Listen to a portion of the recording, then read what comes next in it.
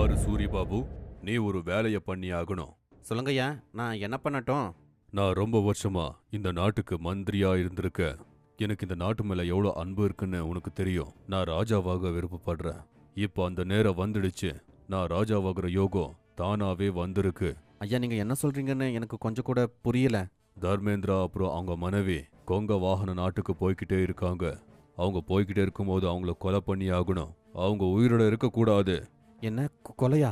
நீங்க ராஜாவாகிறதுக்கு வேற வழியெல்லாம் இருக்குல்ல. ராஜாவா கொன்னா பெரிய பாவங்க. அதெல்லாம் எனக்கு தெரியும். நீ சொல்லணும்னு தேவையில்லை.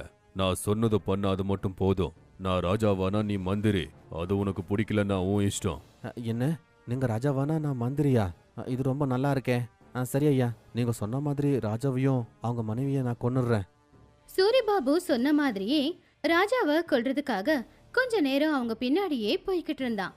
ஏற்கனவே திட்டம் போட்டபடி சரியான வாய்ப்பு கிடைச்சதும் யாரும் இல்லாத இடத்துல 2 அடியாட்களை வச்சு ராஜாவுக்கு முன்னாடி போய்கிட்டு இருந்த காவலர்களை முதல்ல கொன்னான். அதை பார்த்த உடனே மகாராஜா, தேவி, நீ இங்க இருக்கிறது ஆபத்து.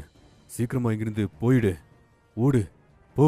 என்னை பத்தி ஒண்ணுமே கவலைப்படாத. ஆனா சுவாமி, உங்களை விட்டுட்டு என்னால எப்படி போக முடியும்? உங்களுக்கு ஏதாவது தவறா நடந்துருச்சுன்னா என்னால எப்படி இருக்க முடியும்? அப்பதான் 2 அடியாளுங்க அவங்கள நோக்கி வரும்போது அதை பார்த்த சூக்ஷ்மா தேவி உடனே அங்கிருந்து பயந்து ஓடிட்டாங்க. அப்போ 2 அடியாட்கள் சூக்ஷ்மா தேவி பின்னாடியே துரத்திக்கிட்டு போனாங்க. கொஞ்சம் வேகமா ஓடினதுனால சூக்ஷ்மா தேவி அவனுங்க கிட்ட இருந்து தப்பிச்சுக்கிட்டாங்க. சூக்ஷ்மா தேவி தப்பிச்சுக்கிட்டாங்க அப்படிங்கறது தெரிஞ்சு போச்சு. என்னாச்சு? ராணியை கொண்டீங்களா? அது கொல்லல.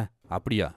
என்ன மன்னிச்சிருங்க. நாங்க அவங்க பின்னாடியே போனோம். ஆனா திடீர்னு அவங்க காணாம போயிட்டாங்க.